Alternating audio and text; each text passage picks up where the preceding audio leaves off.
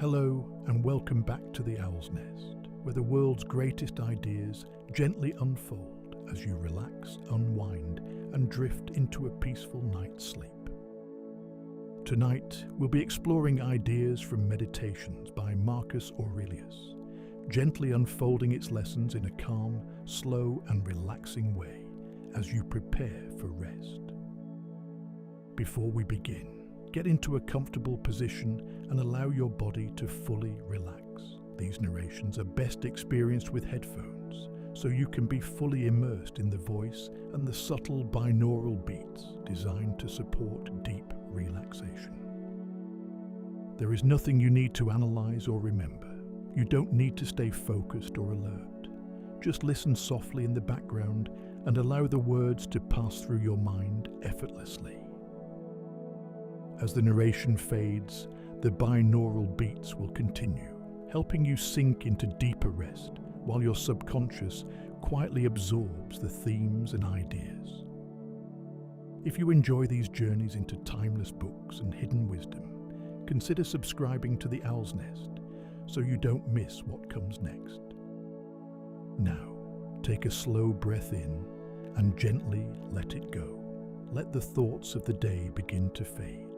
Allow your eyes to close whenever you're ready, and we'll begin. A private notebook never meant to be read.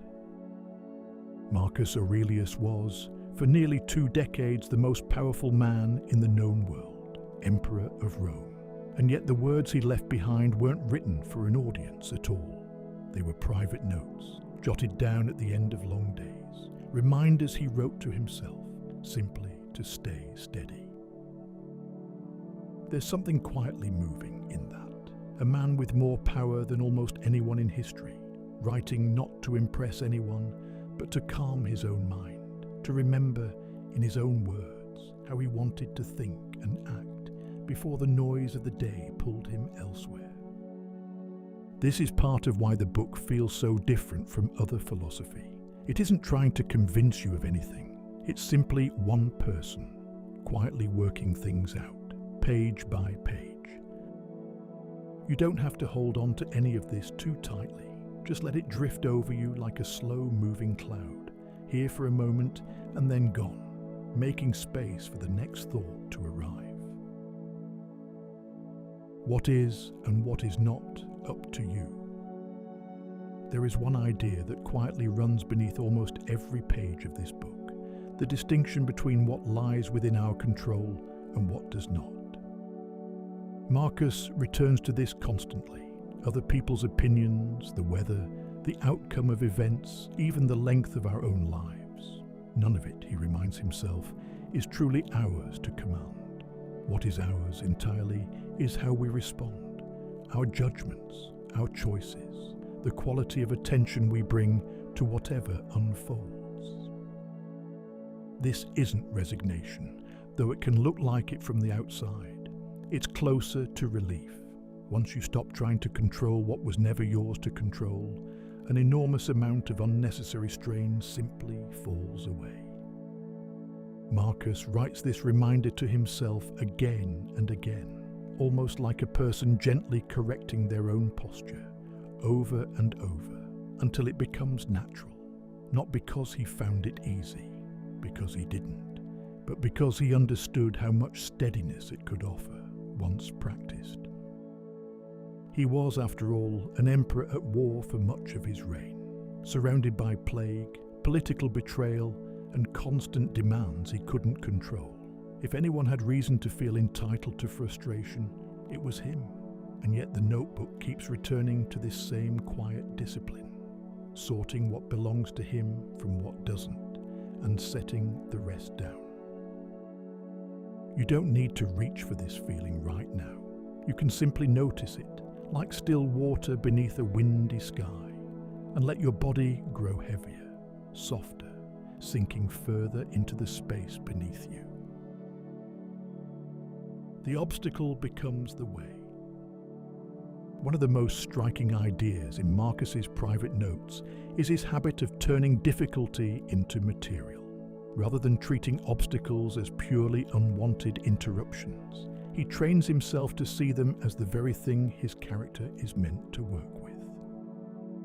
A frustrating colleague becomes an opportunity to practice patience. A setback becomes a chance to practice resilience. The obstacle in his framing isn't separate from the path. It quietly becomes the path itself. This isn't forced positivity. Marcus doesn't pretend hardship feels good. He simply refuses to let it be wasted. Whatever shows up, he suggests, can be used, turned towards some quiet strengthening, rather than left as pure loss. There's something freeing in that reframing. Nothing that happens to you needs to only be a setback. It can also quietly become practice. There's nothing you need to work through right now, though. Just let this thought settle, like snow falling quietly outside a window, while your own mind grows quieter and quieter still. The brevity of everything. Marcus writes often, and without flinching, about death, not out of morbidity, but as a kind of clarifying tool. He reminds himself over and over how short a human life actually is, how quickly even the most powerful figures in history were forgotten, how the things that seem so urgent in any given moment will eventually matter to no one at all.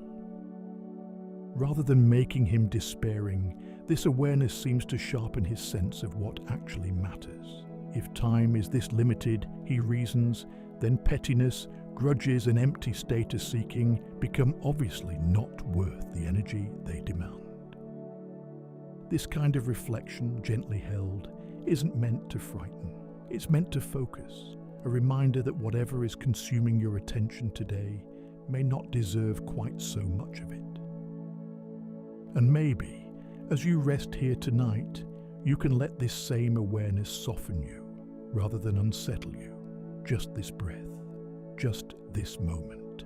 Nothing more urgent than that. Returning to the present moment. Again and again, Marcus brings his own attention back to a single place, right now. He notices how easily the mind wanders, replaying old conversations, worrying over things not yet decided, imagining futures that may never arrive. And he reminds himself patiently that only the present moment is ever actually available to be lived. The past is finished, the future hasn't happened. All any of us ever truly has, he writes, is this one small stretch of now. And strangely, he suggests that's more than enough. A single moment, fully inhabited, asks for nothing else.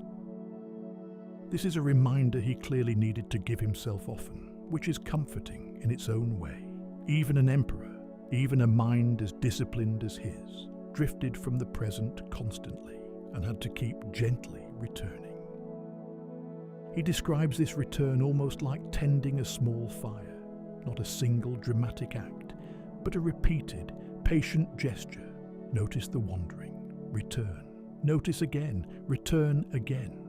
There's no finish line to this practice, only the quiet repetition itself. There is nothing to rush here either. Let this thought settle slowly, the way a stone sinks gently through still water.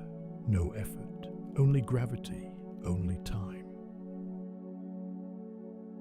The daily practices behind the words. Scattered throughout the book are small practical habits Marcus returns to, each a different tool for the same underlying steadiness. There is the practice of starting each day expecting difficulty, not with dread, but with readiness, so that friction and frustration don't catch him off guard. There is the practice of viewing situations from a wider distance, imagining a difficult moment as it might look years later, or from far above, shrinking its apparent size. There is the practice of examining his own actions honestly each evening, asking plainly where he fell short and where he stayed true to what he valued. And there is the practice of remembering the whole of nature, seeing himself as one small, connected part of of something much larger, rather than an isolated figure struggling alone. None of these, Marcus suggests, are complicated. Their power comes simply from repetition, returning to them daily, quietly, until they shape how the mind moves on its own. You don't need to practice any of this tonight. You can simply let the descriptions pass through you, soft and unhurried, like listening to rain from somewhere warm and dry. Other people and how we meet them. Marcus writes with real tenderness about the people around him, even the difficult ones. He reminds himself each morning that he will likely encounter people who are rude, ungrateful, or self-absorbed that day, and rather than letting this surprise or wound him, he simply expects it, the way one expects weather. This isn't cynicism, it's preparation, so that other people's shortcomings don't destabilize his own composure. At the same time, he insists on remembering that everyone he meets shares something fundamental with him, the same basic capacity for reason, the same underlying nature. Anger toward another person, he suggests, is often anger at a stranger who, looked at closely, isn't really so different from ourselves. You can let any tension you're holding toward anyone simply loosen now. There is nothing to resolve here tonight, only this quiet moment, entirely your own. Living according to nature. A phrase Marcus returns to repeatedly is the idea of living in accordance with nature, not merely the natural world, but the deeper order and reason he believed ran through everything. To live this way, for him, meant accepting change rather than resisting it. Seasons change, circumstances change, people age and eventually pass. Rather than fighting this constant motion, Marcus tries to move with it, the way a swimmer works with a current rather than against it. There's a settling quality to this idea. Nothing that happens to you is truly outside the natural order of things. Loss, difficulty, uncertainty, all of it is simply part of how life moves. Resisting that fact tends to cause more suffering than the events themselves. Marcus often reminds himself that everything he encounters has happened before, in some form, countless times across history. Nothing that troubles him is truly new. There's a strange comfort in that thought, the sense of belonging to something ancient and ongoing, rather than facing anything entirely alone. You can let your own body settle into that same acceptance right now. Nothing to resist here, only the natural, easy rhythm of your breath, moving exactly as it should.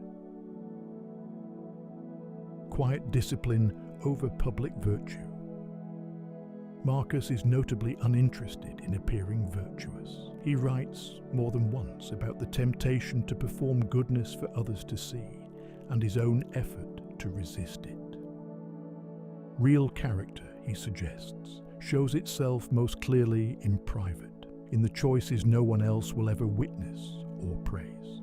Doing the right thing quietly, without needing recognition, mattered more to him than any public reputation for wisdom.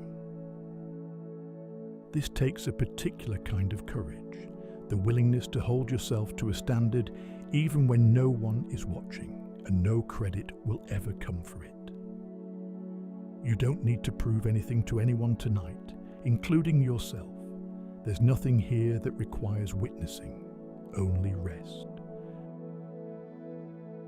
What quietly disturbs the mind?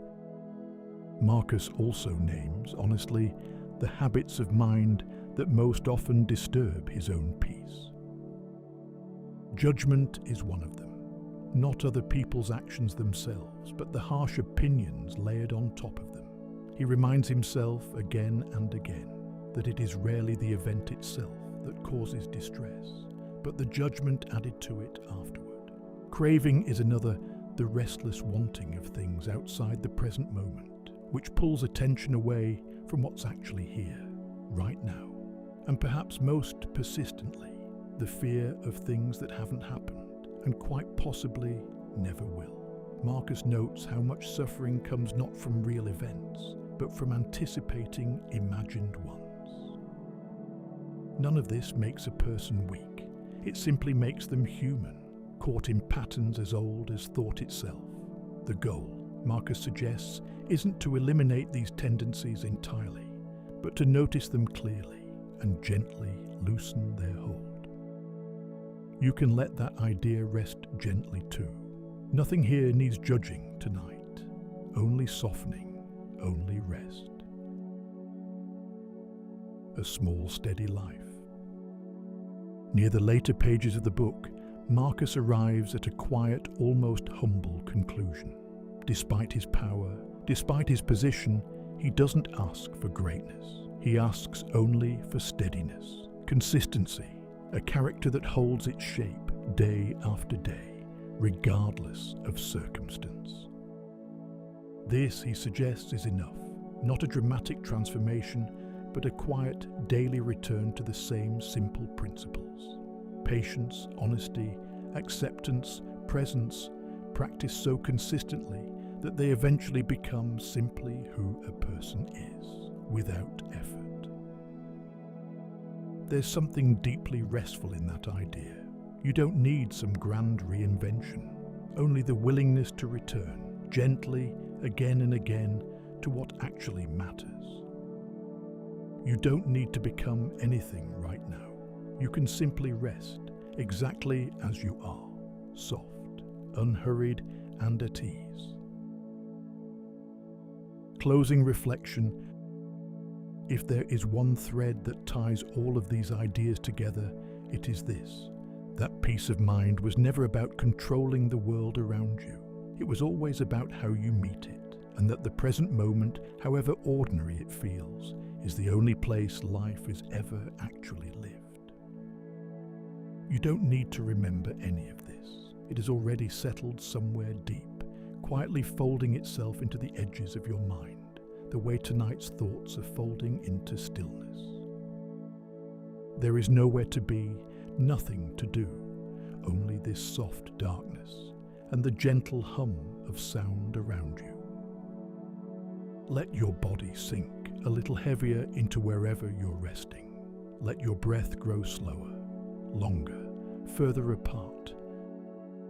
And whenever you're ready, let go completely and drift into sleep. If you found this journey relaxing, consider subscribing to The Owl's Nest, and I'll see you in the next one.